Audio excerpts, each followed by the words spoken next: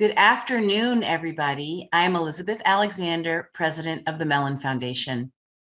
I'd like to begin by inviting all of you to say hello in the chat. Many of you have already been doing so. We would love to know who you are and where you're watching from, and if you have any questions for our two very special speakers today.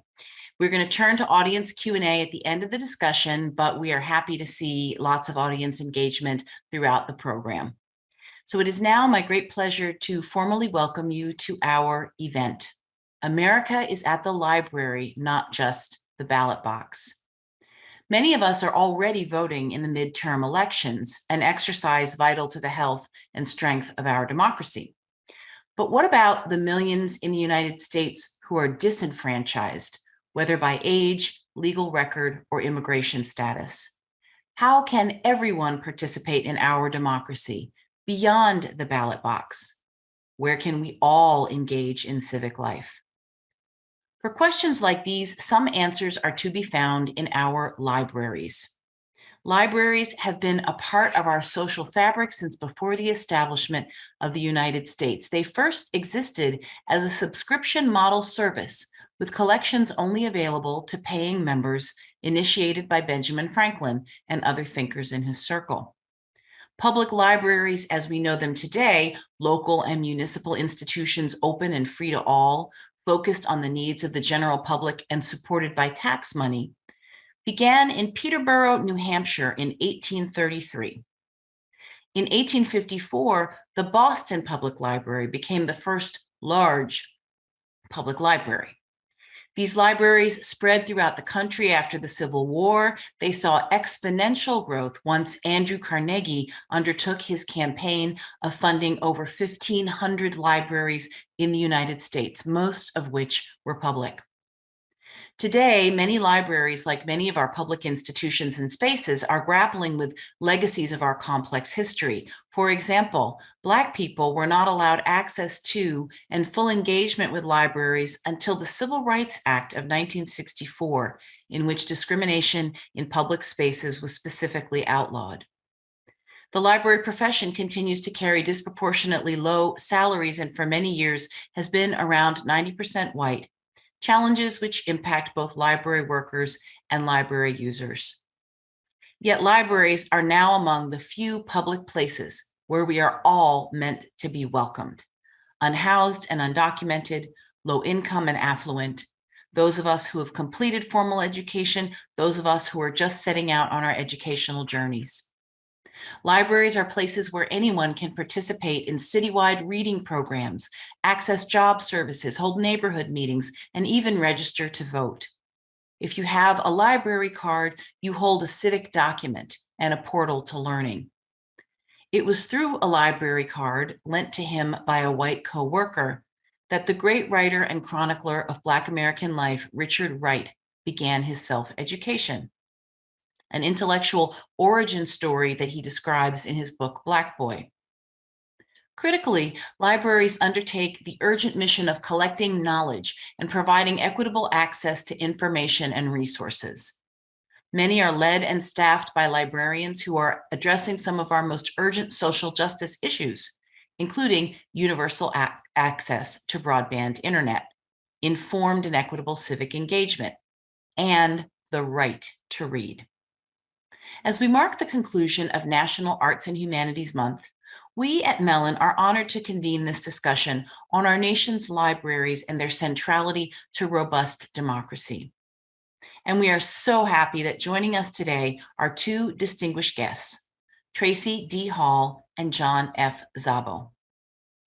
Tracie D. Hall is the executive director of the American Library Association, leading the 50,000 members of the oldest and largest library association in the world. She is also a poet, fiction writer, and playwright, and I first came to know and admire her as a writer. She has had an extraordinary nationwide career in library and arts leadership, including positions at the Joyce Foundation, Chicago's Department of Cultural Affairs and Special Events, and the New York City Early Learning Network. Over the years, she has worked at the Seattle Public Library, the New Haven Free Library, Queens Public Library, and Hartford Free Public Library. And I should say, when she was at the New Haven Free Library, as a parent of young children at the time, I benefited from that library and its resources. This year, she was awarded the National Book Foundation's Librarian Award for Outstanding Service to the American literary community. A native of South Los Angeles, Tracie received her first library card at the Watts branch of the LA Public Library. Welcome, Tracie. Thank you so much, Elizabeth. Szabo is this. Hello. John Szabo is the city librarian of the Los Angeles Public Library, a system of 72 branches that serves more than 4 million people. Wrapping my head around that. Amazing. The largest population of any public library in the country, or perhaps on planet Earth. I don't know. You'll tell us. Under his leadership, the library has expanded partnerships with community-based organizations and prioritized initiatives ranging from digital inclusion to immigration integration and citizenship. In 2015, the LA Public Library was awarded the National Medal for Museum and Library Service, the nation's highest honor for a library or museum. A true champion of the power of public libraries, John also has served as director of the Atlanta Fulton Public Library System and as the current chair of the Board of Trustees of OCLC, a global library cooperative.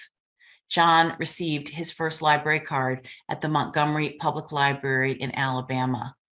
John, we welcome you today.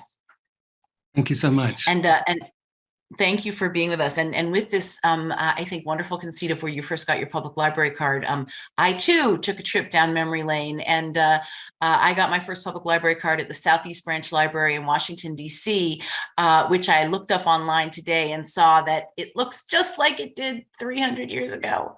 So it was actually very evocative and wonderful to remember being a child and the specialness of those trips to the library. So I would like each of you to describe your childhood library and an early aha moment for you in experiencing a library. Why don't we start with you, John? Well, thank you so much. And I'll just say that we're mighty proud in Los Angeles that Tracie Hall grew up and got her library card there at the Watts Branch Library. Lots of Watts love and LA love for Tracie. So it's great to be with her and be with you, Elizabeth. My childhood library, I was grew up in a single parent household with my father, and he was in the military. We moved around quite a bit, but retired when I was very young in Montgomery, and certainly used the Montgomery Public Library, but it was an Air Force-based community library that was the library of my childhood that I remember using. And it was a one-room library. It was in an old dance hall with bookshelves up on the stage that had been converted. And although it was small, to me as a child, just the vastness of that collection and all that could be learned in that space was really had an impression upon me. And it was a sense of wonder, a sense of discovery, the sense of happenstance that you could just wander the stacks and pull a book off the shelf and really discover something new. And that the real aha moment for me that I look back on that I think has affected me in this incredible profession of librarianship is discovering in that little community library on a military base a gay novel, and what that said about libraries, and that things that I didn't expect to be on the shelf, that I didn't expect them to collect, that resonated with me, that said something about the institution there. It said something about the people that worked there, and that a library was for everyone. And I still get a little emotional thinking about it. And that's a really beautiful thing. And it's something for us in libraries not to forget it. And it was a real special moment for me at a very young age. Beautiful. Tracie? Well, I am thinking so much about what you just said, John. Is so important for us to remember that, you know, there's a law in librarianship that says for every reader, their book, right? And then there's another law that says for every book, its reader. And I'm thinking about that and how important it is to make sure that access remains paramount. For me, going to the library was, I think, maybe, Elizabeth, the first example for me of what reparations could look like, because my grandmother and grandfather were participants in the Great Migration from Grand Cane, Louisiana to South Central Los Angeles to Watts. And my grandmother was a bit agoraphobic. She didn't go out much, maybe sometimes to the doctor, but very seldom did she leave the house. And the one trip that we took religiously, we actually took two trips. One is to the Watts Towers. My grandmother gave me an education in the Watts Towers. She told me all about Simon Rodia, who was the Italian immigrant who had built the Watts Towers. And she told me why they stood, even after the devastating Watts riots, in which I lost an older brother that I never met. But she told me that the reason why they stood intact is because during the riots, people in the community had gathered around the towers with buckets of water, and they had linked hands because they were not going to allow that to be burned, because it was a symbol of pride for Watts then and now. But the other place that she considered to be a similar asset was the library, that public library, which was then on 103rd, and now it's on Compton Avenue. It's now the Alma Reeves Woods branch. But my grandmother would take me there. We would walk very slow because she walked very slow. And so I think because it was slow walking, it was very reverential, it's very ceremonial to me.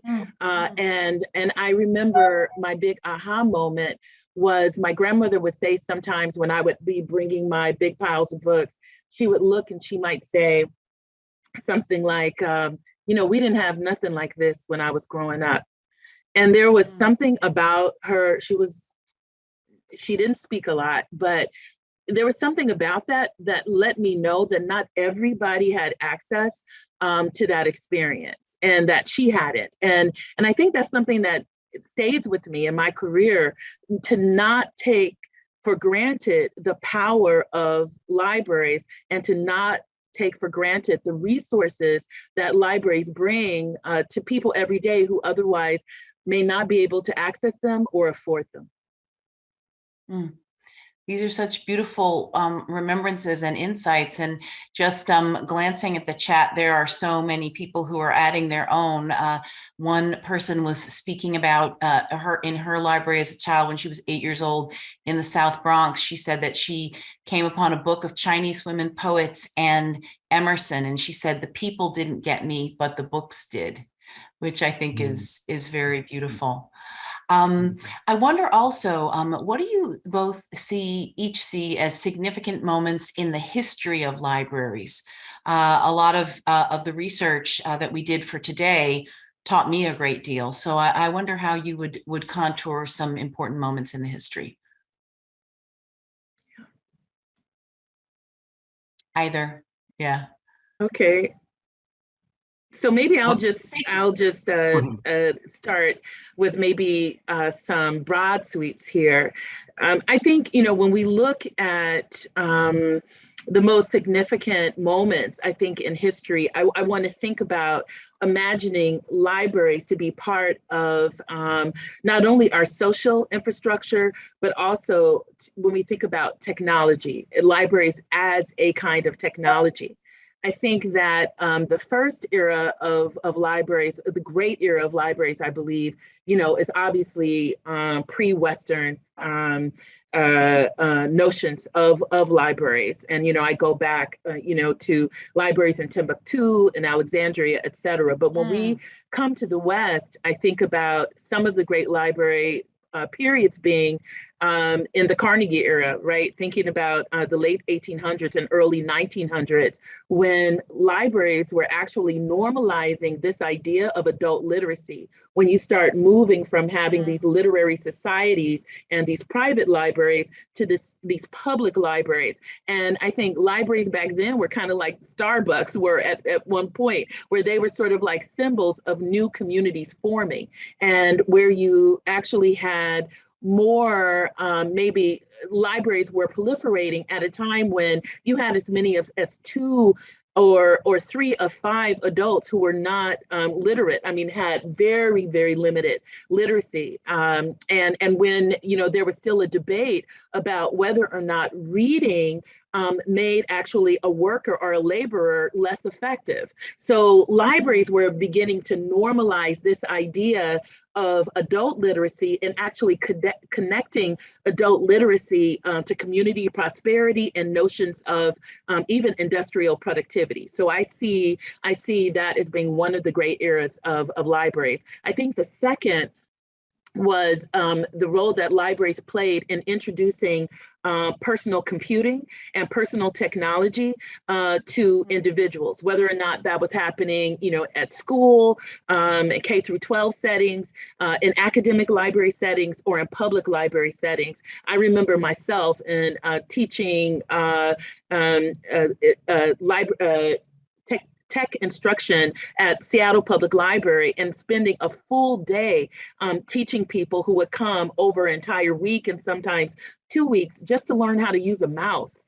And so I know that, libraries were really in the vanguard of beginning to normalize personal computing. And I think the third great wave of librarianship is right now, where we are looking at the connection between libraries and civic engagement. We're looking at the connection between libraries and economic mobility, and also to data access, but also information literacy in an era where information is proliferating, but a very limited amount of it is factual or credible. And so I think that this is the third great wave of librarianship and of libraries, I think, as a social project. That is so helpful to look at it that way. And I'm going to turn to you in a moment, John, but Tracie, I wonder if you know something about, we talked about segregation and libraries and there not being fully open spaces as public spaces, fully assured until the 64 Civil Rights Act. But can you talk about segregated libraries, about, Negro libraries and spaces where Black people could do our reading? Yeah, colored libraries, Negro libraries, right? One thing I want to think about, I think, John, you and I are connected for another reason, because you got your first library card in Montgomery, Alabama. One thing about Alabama at a specific time is that not only were libraries either segregated or non-existent, but you couldn't even go to library school in Alabama if you were Black. Actually, the state would support you to go to the nearest HBCU library school. And at that time, that was at Atlanta University. So it's there, and even if we go back even further, and I've written about this, to the Black Code laws, the most punished offense, both with fines and corporal punishment, and not only for Black people, but even for white people who were instructing Black people to read, was reading, being caught with a book or being caught teaching people how to read. And, I think Congressman Lewis talked about it. His first politicization happened in a library, in which he and some of his friends, when he was about 16 years old, went to desegregate their library, and they were met with a vicious assault. And so some of the first, as we know, civil rights sit-ins were actually happening in libraries in the 40s, 40, 42, 44, 46, well before people were sitting at lunch counters. But I'm glad you asked that question, because we're in an era where still today, the majority workforce in librarianship are white people. And in terms of Black librarians, we're less than 6%. So I think what we do know is that libraries continue, in terms of racialization, continue to be contested spaces, and spaces where we are still working out equity and also what our democratic ideals are. But I don't think then or now have we ever resolved fully how much we have to protect the right to read as sort of the foundation of equity and inclusion in this country. And I'm so glad you asked that question. I have a lot more to say, but I will stop there. Thank you so much. John, moments in the history of public libraries, of libraries. Yes, and just touching on that, I think that going back to the late 1800s, early 1900s, as Tracie mentioned, with Carnegie libraries and this idea of the public library being an everyone institution for immigrant communities, and all that public libraries did, serving immigrant communities and helping people to take citizenship tests, and how that's returned as a very prominent service in libraries, large and small, all across the country. But I feel like in public libraries, we're on a trajectory of fulfilling the promise of what libraries were meant to be, in terms of equity and being that everybody institution. We talk a lot about our libraries, and I certainly do, with our arms spread wide every morning, welcoming the documented, the undocumented, the poor, the wealthy, people from every background and community in our city. But there's still a lot of work to do, and with our staffing, with our profession being representative, the collections that we provide access to, digital equity, and how that really began, I think, with libraries providing technology and internet access, something huge, and during the pandemic, a very bright light being shone upon this issue of digital equity, and people seemingly recently have awakened to this notion of how critical digital access is. And in libraries, we've been talking about this for over 30 years, and all that libraries can do in terms of being more equitable and providing that access, which is huge. And talking about Alabama and talking about John Lewis, I want to call out John Lewis's wife, Lillian Miles Lewis, Yes. Who was a librarian. And John Lewis was never Yes. in a group of librarians without reminding folks of that. And he was an incredible supporter of public libraries and told that story about the library card. But I learned from John Lewis late in life at an American Library Association conference, I might add, which he attended a few of them, that his wife not only was a librarian, but a librarian at the Los Angeles Public Library, a fact that we are so proud of. She started in the 50s as a library assistant, and then got her graduate degree and became a librarian, and then she married John Lewis, and the rest is history. But we claim Lillian Miles Lewis and are so proud of that connection, and proud of Representative Lewis's advocacy on behalf of libraries. And actually, Jim Clyburn, another congressman, was in town last night, and his wife was a librarian, something he's very, very proud of as well. Goodness. Wow. A theme. Yes. Keep going with that. Yes. Yeah. We could, but Elizabeth, I just want to say one thing Please. very quickly too, because I think we were talking about a moment in time just a moment ago. And I do want to say and call out some of the extraordinary work that is happening across the state of Alabama today in libraries in terms of access, especially around digital access and literacy. And so what's amazing is how libraries also help their communities to evolve and reflect the evolution of those communities and their values. So I think that you can see the hand of Congressman Lewis and so many others in ensuring that equitable access is what we know Alabama for today.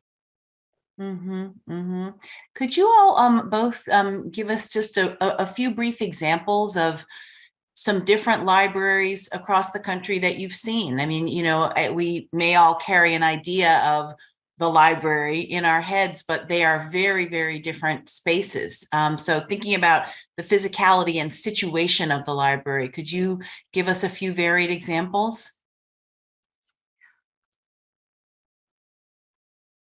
Tracie, you John. want to start? Oh, sure. The thing that strikes me as a librarian today, and I've been in this field for a few decades now, is that magical things happen in libraries of all sizes. That libraries that are on four wheels, serving rural communities, bookmobiles, that something people are that provide great service and that people are very nostalgic about. All of the outreach activities that happen through libraries, signing people up for library cards at pride parades and at festivals and communities. The work that happens in rural libraries, the way in which libraries in all parts of the country embrace their role in being workforce development institutions, arts institutions, humanities institutions. And, in those libraries in rural communities in Alabama, you will find unexpected books and titles, and you will find book displays and public programs for teens and young people and adults that open windows and open doors. And it is a beautiful thing. And in so many communities across the country and neighborhoods in big cities and small towns, the public library is a very unique institution in that we truly we serve absolutely everyone in the community. And often we're the most trusted institution in the community. And that is something very precious and to be leveraged with great care. And also in many neighborhoods, the most beautiful and loved building, and that also is something to be very proud of, and that can be leveraged to do good and to have an effect on some of the biggest issues our neighborhoods and communities face. Yeah. Well, I really wanted John to go first because I can go on and on about what I see in libraries because I make it I don't know how many hundreds of libraries I've been in. I sometimes say 3, sometimes I say 400 libraries because I never go anywhere for too long without going into a library. Let me talk about a few things that I've seen that I think speak to some of the trends and what we can expect from libraries. I was just in Utah and I got a chance to visit the Proto Space at the University of Utah, where it is all AI, just thinking about artificial intelligence and augmented reality, obviously looking at 3D printing, podcasting booths where students and community members can come in and really participate not only in digital creation, but in the digital economy. And I actually said, if I ever go on sabbatical, I know where I'm spending my first month. It's gonna be in the Proto Space at the university there. When we think about the city library, Salt Lake City, my grandmother would love it because she spent a lot of time quilting, and they have a room devoted to sewing machines and to sewing and to create. It's another place that I would spend a lot of time if I had it. But I asked for my family support in saying this in their absence, but I have an uncle, my godfather, who is going through, he's really coping with memory loss. And one thing I've been tracking is the proliferation of memory cafes, serving people who have Alzheimer's and dementia and their caregivers across the country. And I remember back when I was practicing, we created spaces for parents who with children with autism, and they would be so grateful to have a space where they could be and not have to apologize. But today to see the proliferation of memory cafes is a personal thing because I've been able to support my family and saying, here are some outlets for my uncle. ALA has been participating in an extraordinary project called Libraries Build Business, which is supporting entrepreneurship, especially amongst people who are underemployed or unemployed, or who might be least likely to gain capital for new business ventures. And so I see a lot of libraries across the country that are creating these co-working spaces and also these entrepreneur incubators, if you were. And in DC Public Library, where I just was, they've converted their entire first floor when you enter. On one side, it is a co-working space for the public, beautiful. And on the right side, actually, there is a cafe that is run by a community-based organization that is supporting returning citizens who are returning from incarceration and running a bake shop, a coffee shop and a bake shop. So when it comes to libraries today, they are doing some of everything and doing it well. My goodness, I am learning so much. So we've been talking about what happens in physical spaces, but let's expand to talk about, what happens, what libraries are doing beyond the physical building.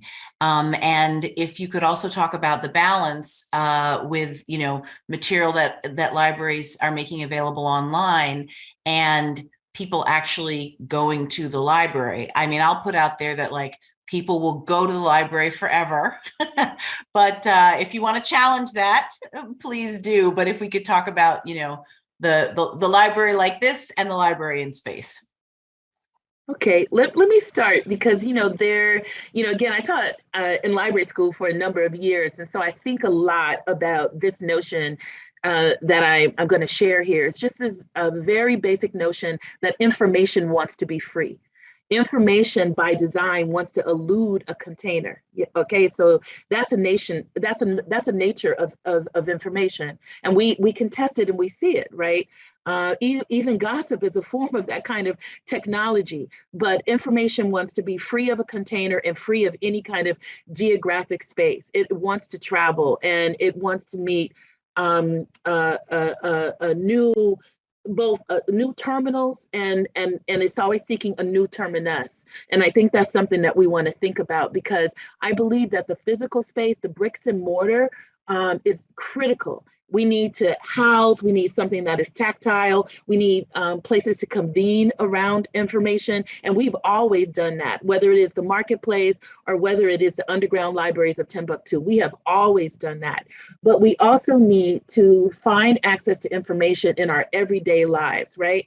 So what I see is that I think we're in a hybrid space now, especially I've been watching the information retrieval and usage styles of very young people. And I see that they want print materials, but they also want it, on a platform as well. They want both.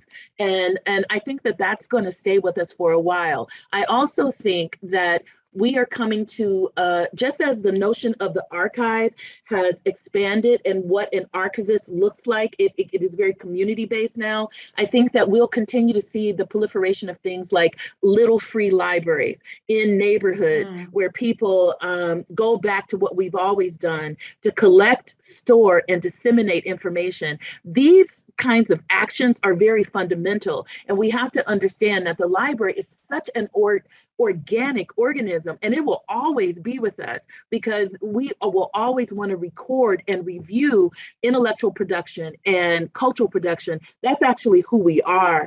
But I think that we're going to see the notion of the library stay intact as bricks and mortar, but we're going to see more online access points and more satellite access points. And I could say a lot more about that, but I want to hear what John has to say. I think there's a real, in the last few years, a real blossoming of both the physical space of the library and the digital space. Within the digital space, we've seen so many people discover ebooks, audiobooks, all of the e-content that we make available, particularly during the first couple of years of the pandemic. Just a ravenous hunger for that content and a realization that, my goodness, the public library is providing this for free. And I think public libraries need to think about how we use that to drive traffic to our physical spaces, but also think about how we remind people of all of the things that we do in the digital space when people are in bricks and mortar buildings. I think that being at home for such a long time created a desire for people to engage with others, to be together. And what better place to do that than in libraries, and to bring people together in public programs. There are people that walked in on the first day that we reopened our buildings to the public with tears in their eyes just because they were able to interact with our staff. And one of the things that we have to remind ourselves of is one of the important services we provide, frankly, is just that social interaction and the dignity and respect that we treat everybody in the community. In many cases, the dignity and respect that they don't get from other institutions in other parts of the community. And so this sense of community and belonging that the library provides, I think, is something that people really have always known about, but perhaps taken for granted. But as libraries have reopened, really, really don't. And then there are all of these innovative things happening in our physical spaces. While there certainly is a transition in terms of use from physical books, which are still heavily used in libraries, to ebooks, we need that square footage for people activities, people space, exhibits, archives, being preservers of local history and collections. And digitizing that and making that available. Also during the pandemic, people loved exploring all of the digital resources that we have that sort of paint a picture of the history of Los Angeles. So I see a blossoming in both our physical spaces, our branch libraries, our central library, as well as libraries' digital spaces as well. And it's exciting. Yeah. And I think what that leads us to is, and to this very season, we'd love to learn more about libraries and the voting process. If you could each talk about, actual voting, learning about voting, enfranchisement, and more largely the relationship between libraries and democracy. Yeah, maybe I'll jump out here with that. Go ahead, John. Do you want to? Yeah. Well, I was just going to say, I get excited when I think about libraries and voting and voter registration. In Georgia, where I was director of libraries in Atlanta and Fulton County, there was a law that required all libraries, when we registered people for library cards, to also ask them if they would like to register to vote at the same time.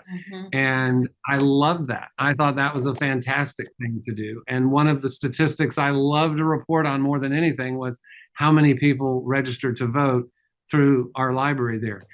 And whenever a registrar of elections or the supervisor of elections in a community picks up the phone and says, can we use your library as a polling place? Can we use it for early voting? Can we place a vote by mail box at your library? I eagerly say yes and enthusiastically say yes. And when we were called 3 years or so ago and asked to put, I think it was 17 ballot boxes for vote by mail here in Los Angeles at our branch libraries, I said, please place them at all 73.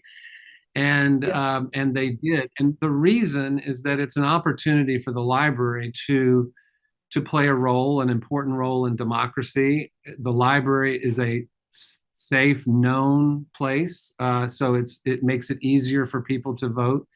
But it's also strategically valuable to us because when people come to vote on election day, or when they drop their ballot off, they're inevitably going to find out that we have story time in a language other than English, or that we have a terrific program, an arts program, or a program for teens, or they're going to learn something really interesting that the public library does.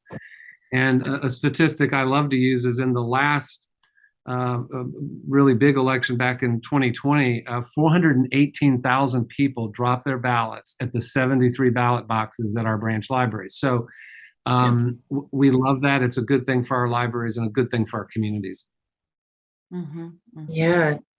Picking up, where John is leaving out, and I just want to note that we were both like, yes, we need to answer this question, because this is, I think, the lifeblood of libraries is participation in the democratic process. And that's also one of our core values at the American Library Association. And I also have to call out school libraries in this particular area because I was visiting a school library and there was a local election happening, and they actually had all of the information about the candidates and their platforms and for middle schoolers. And I thought that was such an amazing sort of education, getting them ready to be informed voters. And that's something I always think about because it was so detailed that any voter would have felt like they knew exactly what these candidates were standing on based on that display. But as John is speaking to, we feel that it is our responsibility to ensure that no one is left out of the voting process because of access. So one of the first projects that I remember working on when I came into this role at ALA was to help many libraries in the 11th hour become places where votes could be collected. And that was a project that we collaborated on with organizations across the country. But I think that when we are talking about democracy, we have to understand that libraries help individuals participate in e-government as well, because we're talking about places. So in addition to the voting process, there is a lot of government engagement that can only actually be accessed online. And librarians and library workers are supporting people who have very limited digital skills or very limited digital access altogether, participate and engage. And I think that's something that we have to think about because we continue to be the largest provider of broadband access in the country in the aggregate, school, public, and academic libraries. Mm-hmm. And what about, you're describing a very varied culture of what happens in libraries, but I would love to also know, I'm thinking of a story when I took a group of young people to a library to show them something archival that was extraordinary and amazing. And this was a group of mostly African-American students, and we were looking at it and they got loud because it was exciting. So they were saying like, oh, they just couldn't believe the amazing treasures we were seeing. And we all got shushed. And libraries are places where people study and work, and that is often best done in respectful quiet. But we may come into the space with a lot of different affects for a lot of different reasons. And so could each of you reflect on that a little bit? John, do you want to start here? Yeah, I absolutely love the story that you told. I hate the shushing part, but when people discover something that that might have been unexpected, and that the collections speak to them, and that important role that libraries play. I have a lot of confidence in librarians. Generally, there's certainly certain situations like the one you described, but to handle that, and we want the library to be an alive and vibrant place where everyone is excited to take part, and generally you can find those quiet places in a library somewhere, and that's a delightful challenge to manage, I think. Mm-hmm. Yeah, I mean, I think when you think of like places just here in Illinois, you think about Skokie Public Library, right? So Skokie Public Library was recently remodeled, and they worked it the opposite way. So now there are select quiet spaces, but the rest of the library is for collaborative learning and engagement and interaction and programs. And I think that is. And maybe I'm the wrong person because I probably was the librarian that probably, others might have wanted to shush because we were, celebrating Langston Hughes's birthday and, learning poems out loud. And I remember we had up all night in the library and provided young people and their parents an opportunity to sleep away because some of those opportunities are not there in certain communities. So we wanted to give people an opportunity to participate in something like a library sleepaway camp And Wow. I think that the modern notion of the library is that we learn together and we discover together. And I can't think of too many contemporary library spaces I've been in where, you know, the librarian is going to be a shusher. But I do think though that for learning, everyone has their style, and there's an opportunity for Yes. immersive learning that might require intensive focus, whether that's quiet or you know, with music and some kind of ambient noise, or places where you're just learning and talking and agreeing and disagreeing. And I think in most libraries, you're going to find both styles or all styles. And I think in school libraries, in particular, and academic libraries are doing a really good job of sort of potting them out and connecting them. And I see that happening in public libraries too. And also And, cultural competency, and please, John. understanding how cultural competency and how people use libraries and different communities use libraries and what their expectations when they come into our spaces is so important for our staff. There That's are right. our communities that want to make use of our computers as a single computer as a family. And, you know, we have, you know, libraries often will have rules where one person per computer. Well, that's a situation where we need to say, wait a minute, it's a beautiful thing when grandmother and mother, father, child are all making use of the computer at the same time. So being sensitive to that and understanding that is enormously important in Yes. libraries.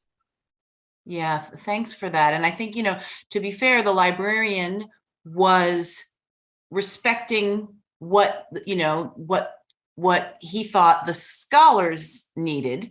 But I think the thing that you're describing, you know, for any public space, I mean, these questions come up in different ways in museums or in other spaces where they really are for all of us.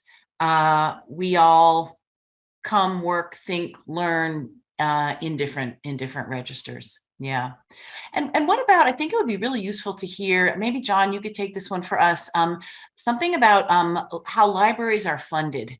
I think that, you know, we think of the library as, well, the government pays for the library is always there, but we know that there is also, there are issues of precarity. And so would love to understand a little bit of brass tacks about how libraries are funded. Sure, and certainly it varies across the country, community to community, but generally speaking, public libraries are part of some local government entity, a city, a township, a county, and are part of that larger government entity and receive a piece of that local government's budget. And so advocacy by certainly the library leadership, but by the community is enormously important. We're very lucky in libraries that we have friends of the library and foundations. The sanitation department is not so fortunate. So we try not to take that for granted, that we have incredible advocates and people that care about our libraries. There are libraries that are special taxing districts that levy their own tax. There are libraries that are more dependent upon private funding from local donors and supporters. Libraries, I think, rely a great deal on private philanthropy and also federal funding for innovations and really thinking about how best to serve their communities in really creative, innovative ways and being experimental. That's enormously important. And I think that generally there's a great reliance on local property taxes and the local economic health of a community, and so we're always mindful of that. And that's why it's so important for libraries of all types, whether it's a school library or a college library, public library, to always be telling our stories and to remind people of the incredibly broad scope of work that we do and the broad audience that we serve, and enlist people to be our ambassadors and advocates. Advocacy is not a one-time thing when there's a ballot measure or during a budget hearing. Advocacy is about telling those stories and talking about the great value that libraries provide for the dollars that we have. And we're, I think, incredible stewards of public dollars and private dollars as well. And Tracie, I wanted to ask you, we're in an era of unprecedented, I believe, book banning and censorship. And so I know that the ALA is tracking what I think you call book challenges across the country. And I would love to hear what trends you're seeing, what's at stake here, and to talk about that issue of book banning in libraries. Yes, so as you just mentioned, we are in an era of book censorship that far eclipses even the McCarthy era. Right? So we are seeing an exponential rise in bans and attempted bans. We're seeing libraries close because of these issues. We're seeing librarians and library workers under threat. We're seeing escalations in terms of threats of physical violence against library buildings, et cetera. So I think that what we also, though, are seeing, which is good news, is that this is an outlier group who is attempting to politicize the right to read. We know that the association ALA mounted a national poll to get to the heart of this, and the poll found that 71% of voters, both Republican and Democrat, oppose efforts to remove books from public libraries, and 67% of all voters also oppose efforts to remove books from school libraries. So this is an outlier group that is really trying to politicize the right to read. And I think that we've seen it, before. We call this in our field information withdrawal. Right? Information withdrawal usually occurs when there is a small minority that is hoping to seize power or sometimes to maintain power by actually making information hard to access by a rising majority. And I don't think that there is, in this particular case, then any surprise that the types of books that are being challenged are books by BIPOC and LGBTQIA authors or about those experiences. And I think that that just is a part of what we see all the time with information withdrawal. It is so sad to see it proliferate in our democracy. And that's exactly the reason why it should be stopped. And it has to be stopped now. The American Library Association was the first national organization to create a national campaign, Unite Against Book Bans. Very simple, telling people exactly what to do. You sign on at uniteagainstbookbans.org. You immediately get a toolkit and you learn how to mobilize and organize your communities, because this is not something that we can let stand. Our freedoms are really on a slippery slope right now. And when we see the right to read being challenged, we can expect, as we have seen, that other areas of personal autonomy will be challenged as well. Mm-hmm, mm-hmm. John, did you want to add anything about book banning? Yes, and I will say that the work that Tracie and the team at the American Library Association is doing is so important to libraries of all types all across this country. This is something that worries me, and it's not something to just worry about in communities that have lots of challenges or where this issue seems the most severe. It's something for everyone in every community to be concerned about, because it is connected to sort of a foundational part of our democracy, and the idea that people, regardless of background, can come into libraries and find materials on a variety of subjects and from a variety of viewpoints. And it's just something very core to libraries. And what worries me is that it's going beyond the challenging of books or the removal of books from a library collection, and that it is painting libraries as an institution as a bad entity, and an entity that is anti-American or whatever, and that potential to harm libraries across the country in all communities, to harm funding and to harm what is just an incredible amount of support that we have and have built because of hardworking library workers and staff over decades of providing great service. that trust is something that is an incredible thing, and that would be scratched at and harmed by this effort is really upsetting and warrants a very fierce and strong fight against it. It's a great concern, and it's something that the nation should pay very close attention to. I have many more questions for you, but the audience has more. There is so much engagement, so I want to turn to some questions from our participants. An interesting one from Melissa Canham Klein in Hamden, Connecticut. How do we get to a national library card, one that would permit universal usage and resource sharing, no matter where a person was in the US or its territories? And either of you, now we jump. So it's jump ball. Yeah.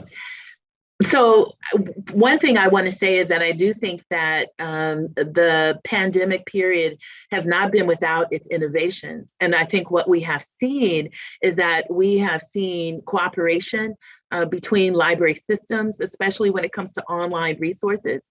So I do think that there might be a matter of time where there are agreements, greater agreements between municipalities. We've seen it between library types when I was at Queens Library, and I know across New York and other cities across the country now, anyone who is a student, who is a part of a school district, now can get a library card, a public library card, and there is sort of this cooperation between the school library and the public library. And I think that we're seeing that too in some academic settings. So I do think that there is probably going to be a matter of time before we see the large scale collaborations and cooperations between library systems across the country. Whether or not we'll get to a national library card, say in my lifetime, I don't know, but I do think that we will continue to eliminate or at least mitigate the barriers that would prevent anyone from borrowing any type of material that they need at any time they need it, anywhere they need it.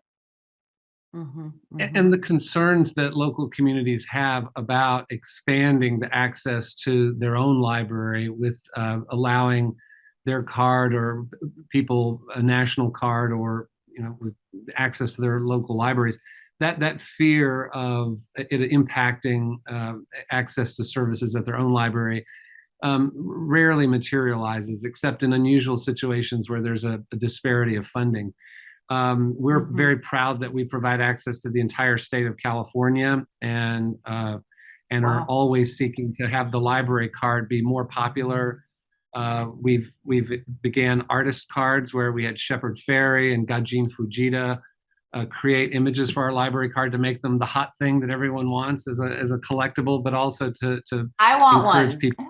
Yes, we'll send you to get access to collections. But love the idea of more access and people being able to benefit from the great things that are in libraries all across the country. That connects to this question from Kate Hadley Toftness in Chicago. What role might artists play in the libraries of the future? To which I would add, what can you tell us about artists and libraries today? Okay, so I have to talk about this. This is like, thank you so much for that question. Because of my own background, I have always been interested in the capacity of libraries to expand arts access, right? And so we actually have a project right now that's headed by Michael Rode and Willa Taylor, two theater legends, national legends in terms of arts access and arts education. They're actually creating a playbook for us and working with over a dozen libraries in rural, tribal, small, and some lower income, dense urban environments to really get at the heart of something that we consider recreational literacy. The fact that people with very limited reading literacy also live what Elfrida Chapman, one of our great information scholars, call the small world theory, that our world it actually contracts or expands to the size of information and information fluency that we enjoy. And so what we know is that people who have limited literacy don't go to the park as often, to free theater programs as often, to free choral events, or even exercise, or even sometimes go to the library because they might be intimidated by the literacies that they need to navigate. So to get at the heart of that, we are working on this project called the Civic Imagination Station, where we are imagining how we grow a notion of, say, something like Ken Bigger, one of our fellows, calls civic fluency through arts access and through library access. And so ounce for ounce, pound for pound, libraries are the largest access point to lifetime education and to the arts and humanities. And that's something that we don't talk about as often. Well, I'm thankful for the question as well. I was going to say, I'm thankful for the question as well. Public libraries and libraries generally are arts institutions. And whether it's through a creation of art in our maker spaces, ours here at Central Library is called the Octavia Lab after Octavia Butler, a patron of this library, someone we're really, really proud of. In fact, they're making items in that space for Dia de los Muertos right now. We have a creators in residence program, which is engaging artists to interact with our collections, our staff, our services, and our buildings to create something, to create artwork.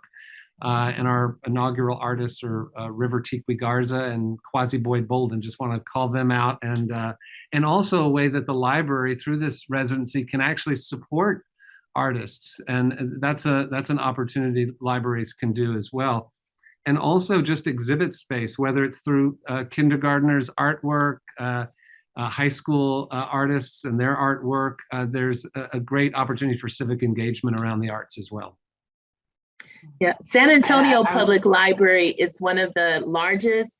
They have one of the largest ongoing exhibits of Latino art. And I also want to say, think about the teaching artists in libraries.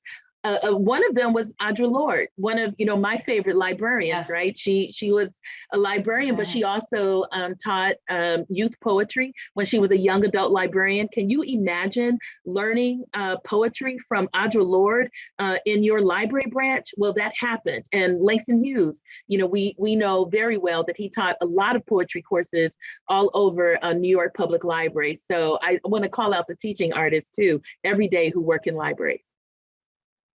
And I would just add that there's no better place for a poetry reading.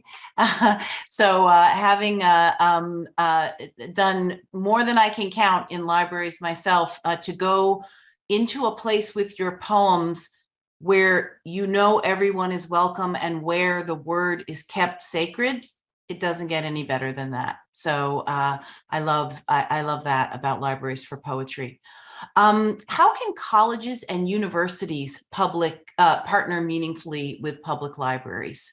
That's a really interesting question. What are some examples that you could talk about? Yeah, there are some examples out there. I was just in my work alma mater, Hartford Public Library. Was a formidable place for me to practice as a younger librarian, and the main Hartford Public Library shares space with University of Connecticut, Hartford.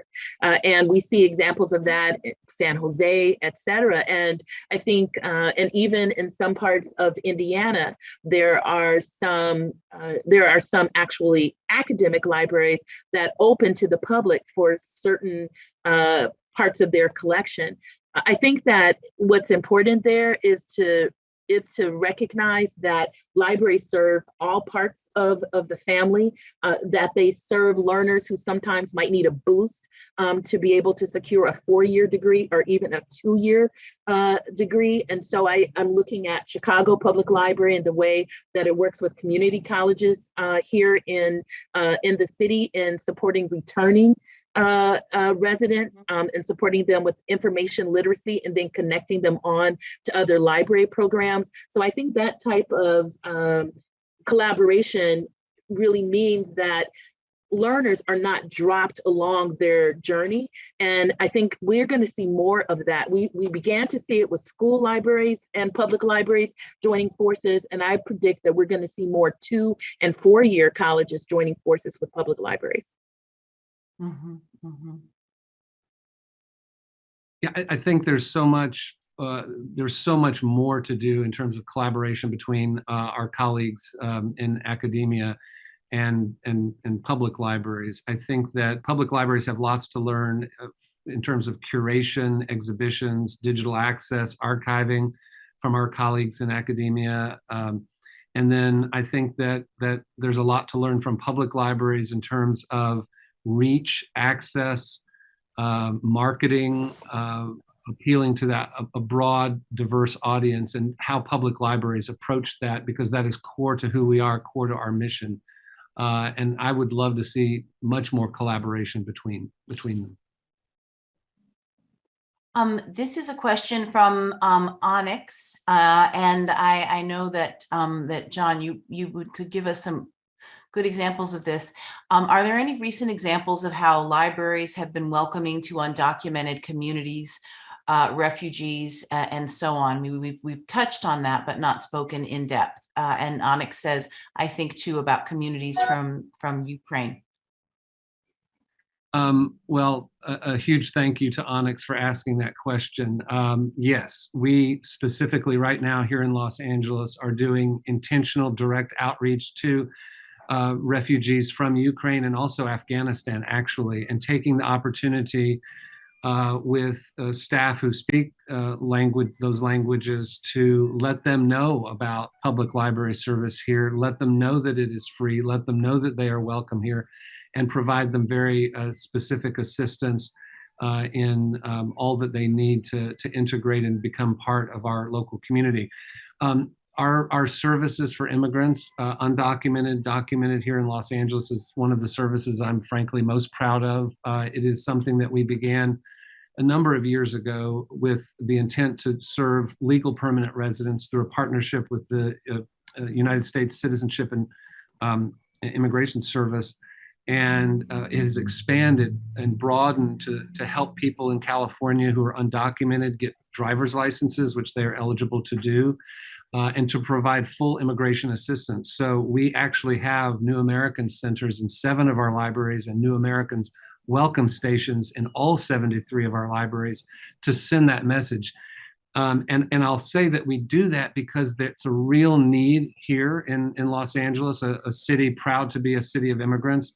But there is a strategic value to the library in doing that. We want all of these individuals to be library users, to be heavy library users, and to become advocates for our libraries in the future. And these services just keep expanding as the needs grow, including a special initiative that is specifically for street vendors here in Los Angeles, which are primarily immigrant communities who are street vendors, and helping them with the regulations, with business licenses, with financial literacy, with all of these things. A real need and a service that we're very, very, very proud of. Mm-hmm. And so to conclude, we're almost at time. I want to ask 2 questions of each of you for quick answers. This has been an incredibly rich conversation, and there is so much happening in the chat. So we got to a lot of you, but I want to just thank everybody for being so engaged. And so the 2 questions for each of you, one is, what would you leave us with and many people are asking this, how can the general public support libraries? What do you want us to know about being supportive of what you all do, number 1. And question number 2 is, tell us a story of something beautiful you recently witnessed in the library. John, why don't you start? Go to your public library, particularly if you haven't been recently, and you will absolutely be surprised by something. You will learn of a service, of a space, wonderful staff. You will inevitably be wowed by what is happening in your local library. And volunteer at your library. Donate to a library support organization, a foundation, or a friends group. Volunteer to participate in that friends group. Look for a library ballot measure if there is one, and support it. Support funding. Talk to your politicians about supporting library funding. Keep your ear to the ground about book bans, and fight for intellectual freedom in your community as well. Libraries need your support. We are essential to the democracy. Public libraries specifically are not a nice to do service. They are essential. They are absolutely critical in every community across the country. And I get to see a warm, fuzzy moment in libraries every single day. It's one of the great benefits of being a librarian, and certainly being city librarian here in Los Angeles.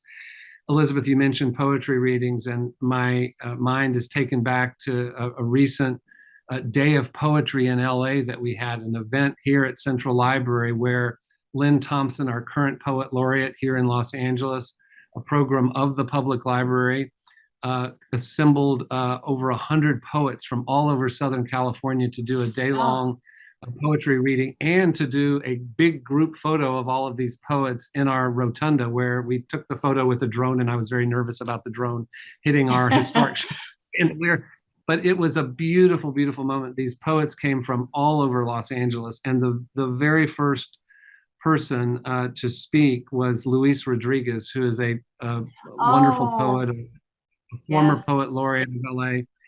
And I've heard him speak about libraries, and I've heard him speak about the LA Public Library just beautifully many, many, many times. But this time at the podium, as he began this day to an audience of poets, he talked about being involved in criminal activity, being in jail, being unhoused, living out of his car, and just a very challenging early life. And he talked then about coming into the library, and how he would come to the library again and again and read and read and read, and be supported by the staff in the library.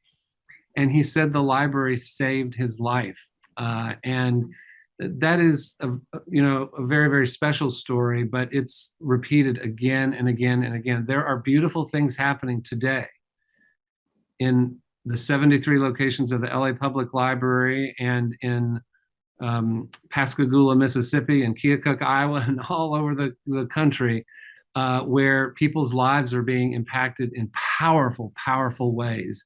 And that is a huge reason to support public libraries. And also, speaking of poets, I also, a name I want to call out is Amanda Gorman, who was the Youth Poet Laureate of Los Angeles, who became the Youth Poet Laureate on the very same stage that Luis Rodriguez was speaking those words. And she is someone who started in our libraries and made use of our libraries, and is a great ambassador as well.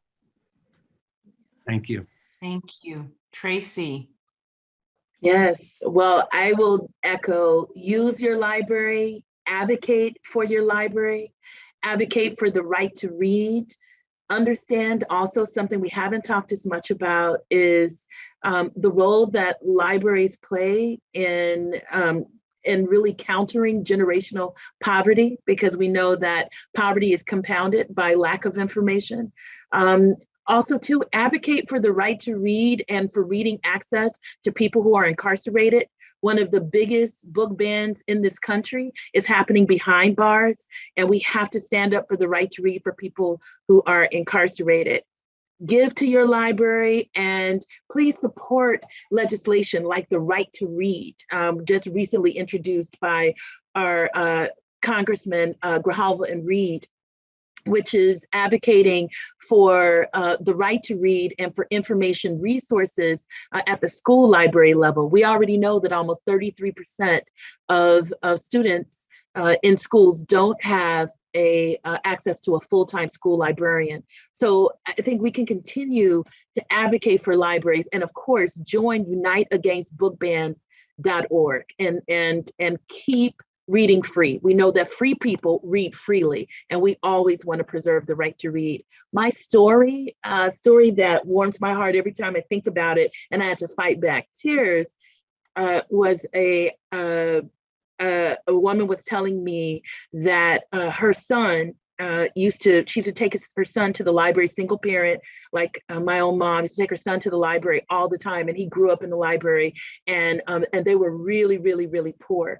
And so their public library underwent an amazing building project and made, this library into something super, super special. And she thought her son would get a kick out of it. So she actually mailed him an image. She mailed him the newspaper clipping with the library, the new library. And he told her that when he got it, he said he just saw it and he started running. He was running, and his buddies thought something was the matter, because sometimes when the loss of a loved one, and he just started running. So they just start running behind him. And when they finally caught him, they were like, "What is it? What happened?" And he said he was so embarrassed. All he could do was to turn over the newspaper, the page, and say, it's my library. It's my library. And they all started clapping. And sometimes when I think about whether or not this work matters as much as sometimes my grandmother would believe me, would want me to believe, it mattered for her. It matters for me. It's made a difference in my life. Libraries have, but I always think about him, and I think about the people who are with him in combat, that they all understood that image, that it was about possibility, and it was about investment in people and investment in the community. And that story, that's the story that I want to share.